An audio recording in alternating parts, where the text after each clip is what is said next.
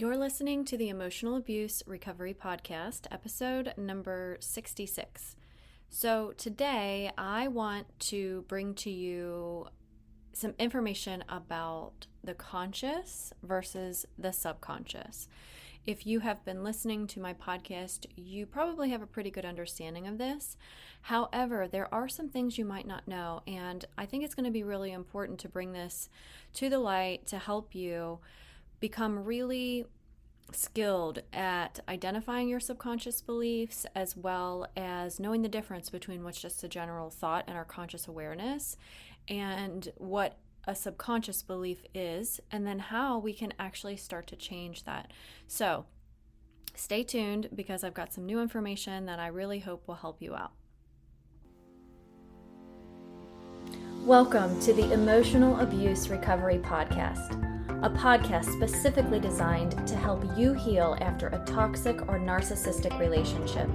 This podcast teaches you to use your subconscious mind to go from feeling stuck to set free. In here, you will learn how to use the power of your own mind to free yourself from emotional pain, move forward with confidence, and experience the inner peace you deserve in your healing journey after emotional abuse. I'm your host and subconscious reprogramming coach, Allison Dagny. So let's get started. Okay, so the reason this is so important, understanding the difference between the conscious and the subconscious, is because if we don't know what we're working with and we don't know how to work with it, then we end up just spinning our wheels, or we end up feeling like we're up against a wall, or that we're on this emotional roller coaster that we just can't get out of.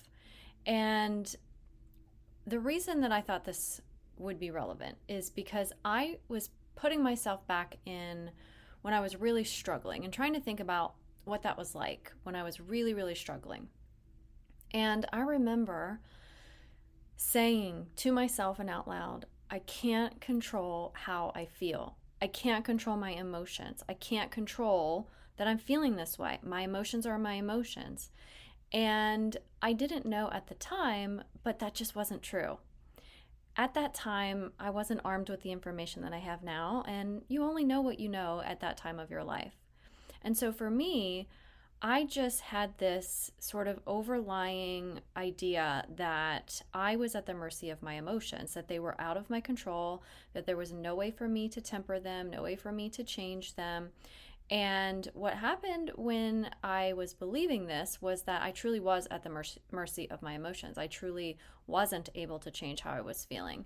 So empowering myself with this information was life-changing. It absolutely shifted how I was feeling and how I was showing up in my life. And it is absolutely one of the most frustrating feelings when your emotions are coming up and you cannot get a hold of them. When you're feeling angry and you're spiraling out, when you are feeling sad and you can't pull yourself out of the sadness, when you are beating yourself up over the what ifs or the should haves or the could haves that happened in your life. You know, all of these emotions, when you feel like they're out of your control, really are controlling you. And for me, that just wasn't okay. I had just really had enough of my emotions being center stage and essentially holding me hostage. So if you don't know me, my name is Allison Dagny. I am the host of this podcast, and I am an author of the book When Tears Leave Scars, which is a true story. It's the memoir of my experience being with an emotional abuser. And I spent 20 years in that marriage. And throughout my time of struggles and the trauma that I was going through and blaming myself and thinking all the problems were mine, I truly was in this state of emotion almost constantly, where I didn't feel like I had any control. So fast forward, once I got out of there and once I began my healing journey and started to take on new methods of healing, including subconscious reprogramming, that's when everything changed for me. And that's when I really started to take back my power. So that's what I want to share with you today and help you understand and distinguish between these two things and how to use them so that you can actually show up in control of how you feel. Okay, so let's first talk about conscious thoughts, right? So conscious thoughts are the things that we are aware of, things that we consciously know in our day-to-day. You may wake up in the morning and think, oh, I need to get up and go let the dog out, or I need to go make some coffee, or maybe you're just thinking about things that you have planned for the day or what you want to accomplish. So anything that's going on in your conscious awareness, things that you're consciously, truly aware of, is a conscious thought. Now, there's something about the subconscious that gets a little bit confusing, and that's because a lot of people think that they know what's going on in their subconscious mind sometimes, and they really may not know or may not be able to identify it. So subconscious beliefs are these just deeply ingrained beliefs that often form in our childhood. When we are little and we're growing up, we are being influenced and we are being programmed and we are being conditioned by our parents, by our siblings, by society, by our religion, and every aspect of our lives, we are being programmed, conditioned, and influenced. And all of this shapes our belief systems and what we believe. And remember, a belief isn't necessarily the truth. It's just true for that person. So if it's not true for everyone, if it's not true 100% of the time, then it's just a belief. So when we have subconscious beliefs, these kinds of things will impact how we feel about certain situations. It will determine our attitudes and our personality without conscious awareness. So, if you think about a person who is raised with a really strong belief, let's say about marriage and divorce, that, you grow up, you get married, and you work it out, and you never give up, and you stay till death do us part, right? Well, if that's a deep subconscious belief that you were taught growing up, because maybe you saw your grandparents live that out, you saw your parents live that out, you were taught it in church, you were told it in your family, maybe when you were struggling in your own marriage, people were judging you for considering leaving or whatever, right? So all these things, let's just use this as an example. If divorce should never happen, and that's a subconscious belief that you're carrying around based on, now it could be in your conscious awareness also, but it's a deep groove, right? It means something if you get divorced. You're probably making it mean something based on what other people have told you, that that you are not a good person, or that you're weak, or that you shouldn't give up, or whatever those things might be. So when we are struggling with the reality of what is versus the belief systems in our mind, that's when we struggle the most, when our outer experiences are not in alignment with what we believe.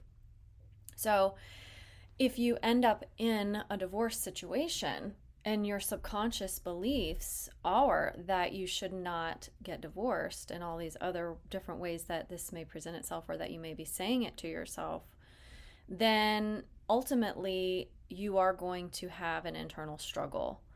So when we are talking about conscious awareness and we're talking about our conscious thoughts versus our subconscious thoughts, it's really helpful to know that just because you've been programmed with it, just because other people have told you it, or that you've been conditioned in a certain way, that you don't have to hold on to those things, especially if they're bringing you pain, especially if the reality is disagreeing with your beliefs, right? We can't change reality, but we can change our beliefs. We can change the things that are inside of us. Now, a lot of you might be piping up saying, yeah, but if I have a strong belief, that's my belief system. I'm not changing that. So here's what I want to say about that. You don't have to actually change your beliefs. The important part about this is being open to other possibilities. When people are so staunchly married to their beliefs, and reality goes against that, that's when they suffer the most. People who are open to other possibilities are the ones that don't suffer. They're the ones that feel relief. They're the ones that can see other options or other possibilities, and that relaxes this tension that would normally show up in someone who is very, very, very rigid in their belief system. So I want you to think about a time when maybe you were triggered by something. It doesn't have to be anything like super traumatic, but a time maybe when you were immediately upset by something and you really didn't have time to process what your thinking was. It was just an immediate emotional reaction to something that happened outside of you. So let's just use an example here. And I like to start with things that are very simple, that don't hold a lot of emotional weight. Because when you're doing this kind of work, your brain isn't used to it, and we're training your brain and we're helping your brain see things in a different light. So if you start with something that holds a lot of traumatic memory, or something that's really, really difficult for you to release, then your brain is going to resist and it's going to rebel and you're going to shut down. So let's start with something very simple. Let's just say that you were walking down the road and someone driving by throws a bag of garbage out their window of their car. And you had just maybe the day before been walking your neighborhood and picking up trash and cleaning up the area and cleaning up your neighborhood. You're very against littering. You think littering is wrong and we need to protect our planet and all these things, right? That would probably create an immediate reaction inside of you. Like no thought would have you wouldn't have had time to process what the thought was. You would just immediately feel an emotion. And probably that emotion would be anger or frustration or judgment or irritation or something like that. Now, the reality is the person driving along the road tossed the garbage out the window. They're long gone now. We can't change what this person did. We can't tell them that they shouldn't be doing that. We can't, maybe even if we could, there's no, real proof that we would be able to convince them that they shouldn't do that kind of thing. So, yes, can we influence people? Of course. Can we set boundaries in our life? Absolutely. Can we distance ourselves from people who we don't align with? Sure. But we cannot control what anyone else does. Can we call the police and report them? Of course, these are all things that we can do. But the one thing that we cannot do is we cannot change the person. We cannot change that litter bug who is driving down the side of the road. We can't do that. So the power then becomes, are we going to allow this emotion to ruin our day, to send us into a spiral, to take pictures and post them on social media and complain and vent and gripe about it to everyone that we know? Can you believe this person did this? And that keeps us living in this upset state of mind. And that's something that we absolutely have control over. Now, I'm not saying that venting doesn't have its place or that letting your frustrations out isn't important. It is. We should always feel our emotions. If we don't feel our emotions and let them move through our bodies, then a lot of times emotions can become stuck in our bodies. And when that happens, all kinds of other negative things can happen to us, like physical ailments and illness and things like that. So it really is important to feel the emotion. I'm not saying that we shouldn't feel them. We absolutely should. The emotions, though, are signals. They are information, feedback types of signals that help us to get our power back. Truly. So try to look at your emotions as a way to get your power back. So what if that person going down the road threw the garbage out and we feel the emotion, it rises up, we're really angry, but then we say, wait a second, I remember this is actually feedback. This is a signal. What am I supposed to be paying attention to here? And then you start pulling back like an observer, and you pay attention to what you're thinking. And the thoughts that are going through your mind are things like, people shouldn't litter. There are so many bad people in this world. People should care about the planet. People should care about their neighborhoods, right? So, and you're probably nodding, going, yes, yes, yes, yes, yes, right? Because these are things that I believe too. However, again, going back to this, these are our belief systems. Not everyone believes the way that we believe. And so when we challenge these beliefs, okay, stay with me here. When we challenge these beliefs and look for other possibilities as to why maybe somebody should have thrown their trash out the window, right? We're not condoning the behavior. We're not saying, yes, everyone should go out and throw trash out the window and destroy the earth. No. Please, please, please make sure you don't get this confused. We are not saying you have to take on new beliefs or believe that people should litter. That's not what I'm saying at all.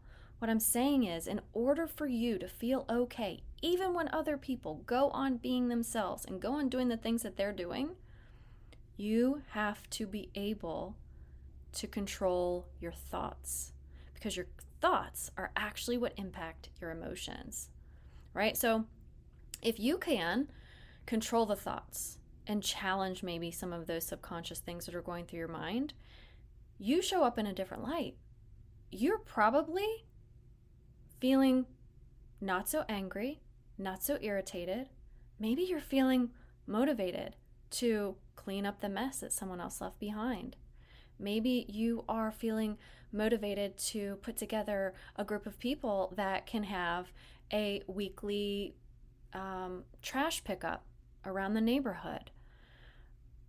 Maybe there is some benefit to this happening, right? So I'm not saying that people should do bad things. That's not what this is about, because you also have to know that your subconscious mind doesn't have a clue what's right or wrong or what's good or bad. It has no clue. You're the one, and I'm the one, and the world and society puts that kind of meaning on everything that happens in our world. So what's good is determined by humans. What's bad is also determined by humans. We make that distinguishing factor where some people don't believe there's anything wrong with doing certain things and other people think it's terrible, right? Some people believe divorce is absolutely okay, and some people think it's absolutely never okay. So beliefs are truly just any thought that you have that you've been programmed with that isn't necessarily true for everyone all the time. So if you want to take control of how you're feeling, even when other people go on being them, even when other people throw the trash out the window, right? How are you going to do that? Well, number one, you have to pay attention to your emotion. You have to feel the emotion. And number two, you have to pay attention to the thoughts, right? Because like I said before, as soon as the trash goes out the window and you see it, you have an immediate reaction to it. It's so quick. It is literally milliseconds of a response time between the event and how you feel about it. So it's really slowing down to thinking about what is going on in my subconscious mind here. What am I believing about in this moment that's making me so angry? And that's where you start to make the shifts and you start to think about things in a little bit different way. You're sort of forcing yourself to slow down the process between the event happening and the emotion. And this takes practice. This is not something that I was able to do the very first time that I started doing this. This actually takes a lot of training in your mind to slow it down. But it's worth it, because then when other people do the things that upset you or do the things that bother you or irritate you or make you sad or angry or whatever, then you actually take back your power. You take back your power, because if not, the person who did that thing to you or the person who did that thing that you didn't think they should do is actually in control of you. They have all the power and all the control. And for me, that wasn't okay, because I spent a lot of my married life being under someone else's control. So when I finally escaped, it was like, wait a second, now all these other things are still in control of me. I want to be in control. I want to be in control of how I feel, and I'm sick and tired of all these other things happening outside of me, causing me to feel a certain type of way. But here's the thing. It wasn't those other things that were causing me to feel that way. It was how I was perceiving it. It was my perception and my judgment of how other things should be, how other people should act or should not act, how other things in the world should be happening. That is actually what was creating the emotions, because it was disagreeing with what was right in front of my face. Joe Dispenza, who has written a lot of books and done a lot of studies on the brain and brain science and your subconscious, he has this quote that really emphasizes the connection between our thoughts and our feelings and the actions and the reality that we experience, and really goes to show the transformation or the power of transformation, of changing our thoughts and our beliefs. So I want to read it to you. It's, your personality creates your personal reality. Your personality is made up of how you act, how you think, and how you feel. So the present personality who's listening to this show has created the present personal reality called their life. That means if you want to create a new personal reality, a new life, you've got to change your personality. You literally have to become someone else. Now, if you want to read any of Joe Dispenza's books, they're all very, very good. My favorite one that he has is called Breaking the Habit of Being Yourself, and I absolutely love this book so much. I'm about to start reading it again because there's just so much information I probably didn't fully absorb even the first time around. So if you're interested in learning more about this topic, this is a great book for it, and I highly recommend it. Now, the reason I brought this up is because when we're talking about the conscious versus the subconscious beliefs that we have absolutely influence our lives and our relationships. They influence how we feel about ourselves and the choices that we make for our family, for our career. I mean, all the things are stemming from the subconscious. Now, when you're aware of this, it makes life so much easier to be accepting of other people and their behaviors or their decisions or their choices in life. It also helps you understand where your behaviors come from, or your habits, or your emotions. You know, a lot of times people, they'll go to therapy and they'll dig up the past and uncover their traumas, and all that stuff actually is really helpful to shine a light on why you have certain types of behaviors or things that are happening in your life. And this is all part of it because it shows you your programming. Now, the events actually aren't what shows you the programming, but your interpretation of those events show you what's in your subconscious. So if you were, let's say that you were in a family that had a lot of children. Let's say you grew up in a family of 7 or more kids or something like that. You may have had subconscious beliefs that you have to fend for yourself, or maybe you have the opposite kinds of beliefs where everybody needs to help everybody out. There's all different kinds of ways that you could perceive a very similar situation. It just depends on how you see it. And this is why it's important to, yes, uncover what happened to you throughout your life, but not just stop there, but what did you make it mean? What are the things that you were programmed to believe? Is that voice coming from you, or is it coming from someone else? Is it coming from your family, or is it an experience that you had that led you to some sort of conclusion that now you carry around with you throughout your days? And you have to remember that even though you may have a perception about something, even though you may have a belief about something, that doesn't mean that that perception is necessarily 100% true for 100% of people, 100% everywhere. Yes, it may be true for you, and that's fine. However, if this particular subconscious belief or this particular sort of perception that you've created is harming you or harming others, or keeping you in a state of dysregulation, or causing you to be triggered or have panic attacks, or have, negative behaviors or things like that, that's where it's time to start challenging that particular belief.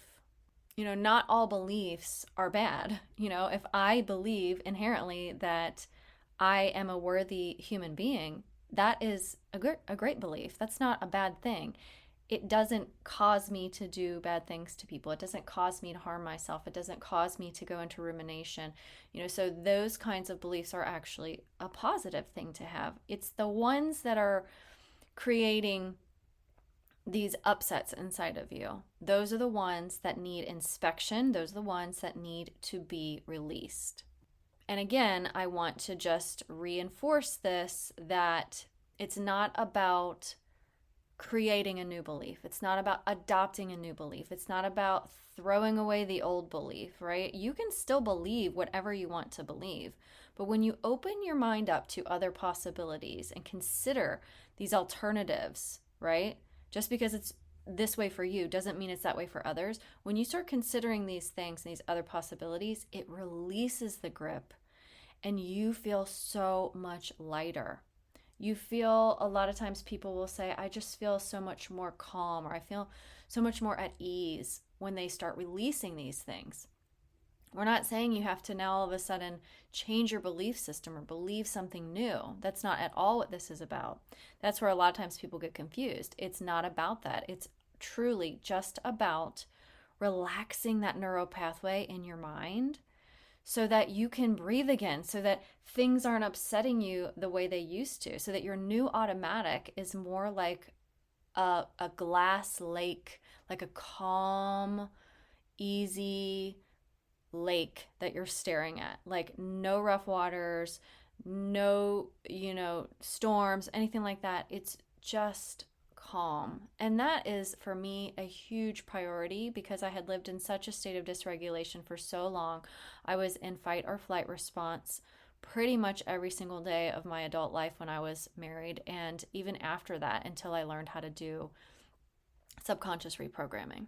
So I was having a discussion with a client the other day, and she had mentioned how hard it is to get into that gap between when an event happens that would trigger her and to her emotional response. And she's right, because it's milliseconds, it's so quick.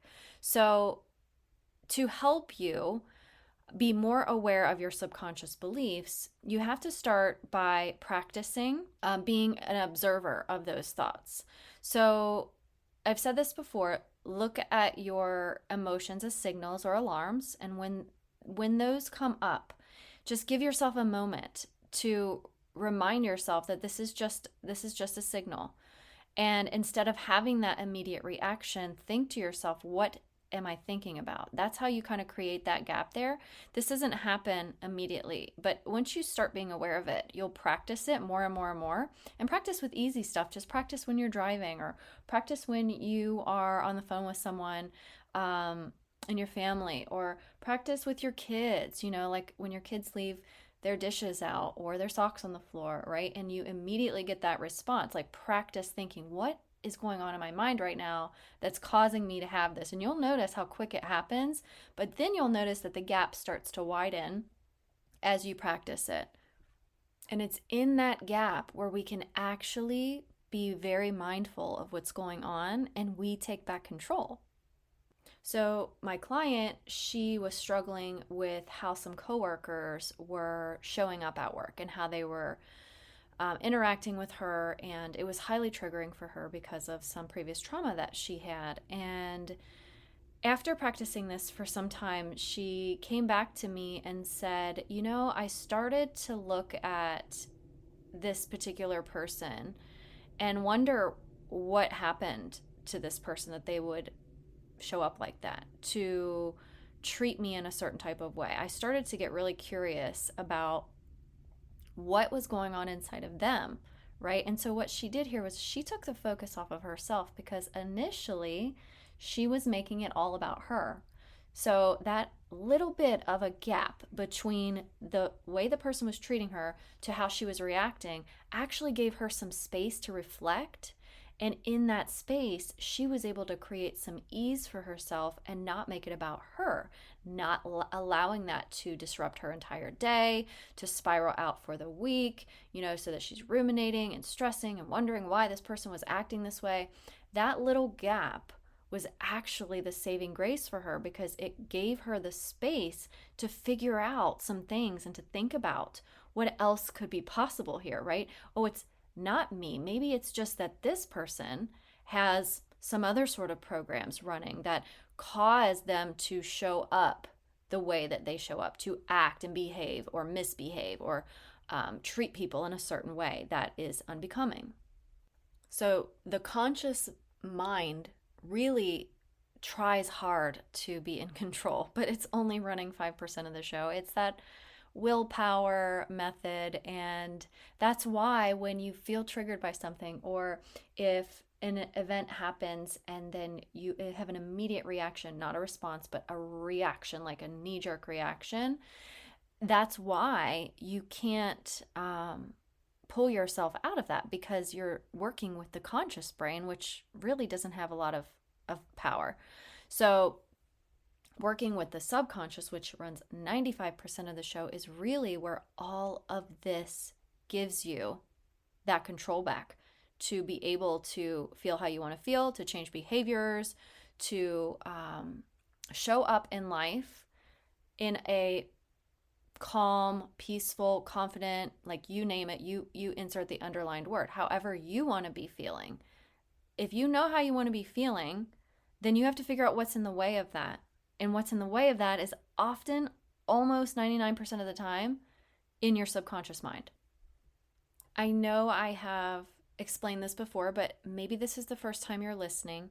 When you're working with your subconscious mind, it may seem like you need to be in your head a lot and, just thinking these things through and processing them mentally, which is very helpful, right? Because we can't always sit down and reflect and do things when we're at work or when we're driving or when we're out and about at a party or something like that.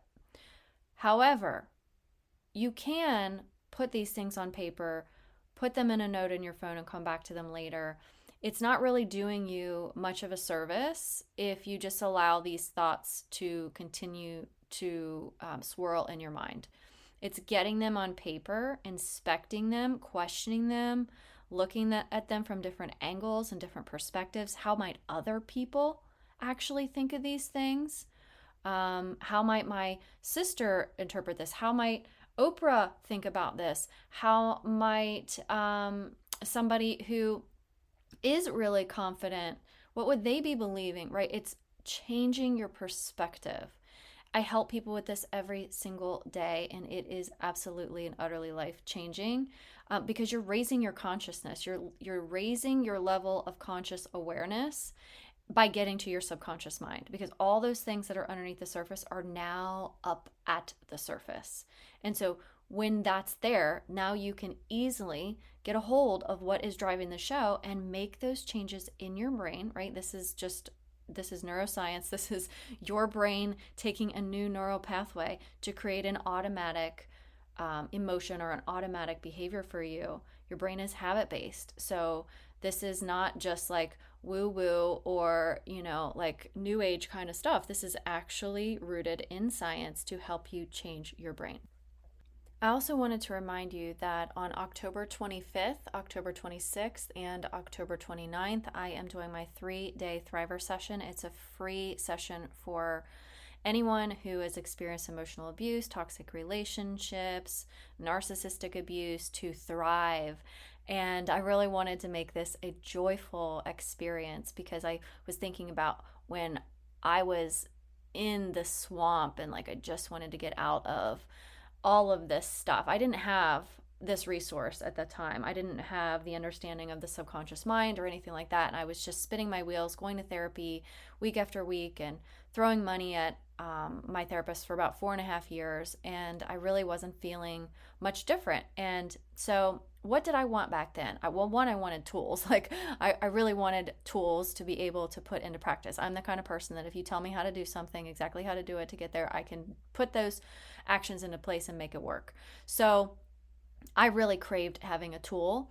And then I also just wanted joy. I wanted to feel happy. I didn't feel that way. I didn't feel excited when I woke up in the morning. I didn't feel happy. I felt dread. I felt like, oh, like I have to face the day again and what's going to happen and what triggers are going to pop up. And so I thought, well, you know what? Let's do a little event for everybody that can be kind of silly. It can be fun. We can connect with each other and interact with each other. And I could teach you stuff. I could teach you the stuff about the brain and hopefully help people get some shifts in the moment. And I really hope that you can make it. If you can't, I will have replays on it. So even if you don't think you can make those days or all the days, you can still sign up and then you can access the replays as well. I'm also going to be giving away some prizes and things like that as well. So it'll be worth it just to come by and have some fun and enjoy some, time with like-minded people who are aiming for the same goals. The link to this is in the show notes here, or you can get it from my website at whentearsleavescars.com in the resource section. And I really want to thank you for being here and listening and learning with me. As always, if you ever have any questions, please reach out to me. You can message me on Instagram or Facebook because I'm happy to entertain any questions you have or suggestions, because a lot of times if people ask me questions, I can use that on my stories or I can create a post about it and then it can help other people. So if you're thinking it, chances are other people are thinking it too. So don't be shy, don't hesitate. I'd be happy to help any way I can. So thanks for being here. I hope to see you at the 3-day Thriver session, October 25th, 26th, and 29th, and I'll talk to you next week. Thank you for being here with me today in the Emotional Abuse Recovery Podcast. I hope you found value here with me. If this podcast episode was helpful to you, I'd love for you to hit subscribe and leave me a review. My goal is to help you go from feeling stuck to set free. You can find me on Instagram and Facebook, and you can check out whentearsleavescars.com for more resources and information to help you with your own emotional abuse recovery. Until next time, here's to believing in